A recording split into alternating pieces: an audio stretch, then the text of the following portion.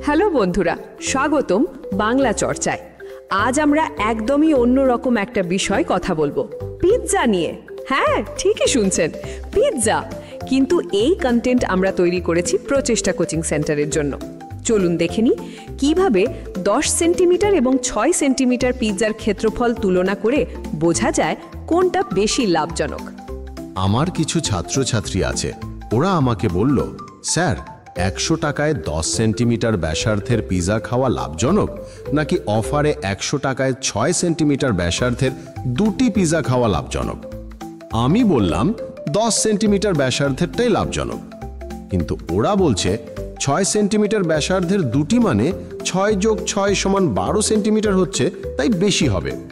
আচ্ছা, এবার সবাই মন দিয়ে শোনো, আমি মজার ছলে বিষয়টা বুঝিয়ে বলি। আমরা জানি বৃত্তের ক্ষেত্রফল হয় পাই গুণ ব্যাসার্ধের বর্গ। এখানে পাই ইকুয়ালস টু 3.142।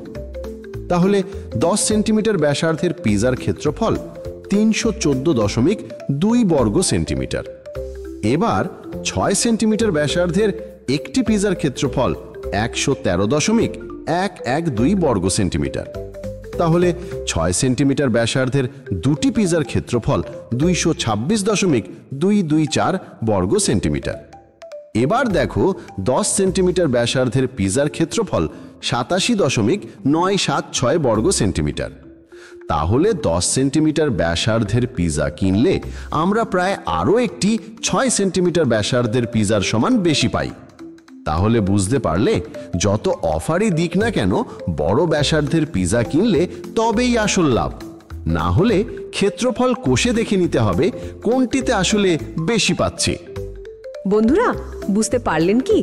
যদি আপনিও চান এমন মজার এবং এঙ্গেজিং শিক্ষামূলক কন্টেন্ট, আমি আপনার জন্য তৈরি করে দিতে পারি। যোগাযোগ করুন স্ক্রিনে দেওয়া ডিটেলসে। আর হ্যাঁ, চ্যানেলটি সাবস্ক্রাইব করতে ভুলবেন না। আর নতুন ভিডিও পেতে বেল আইকন প্রেস করে রাখুন।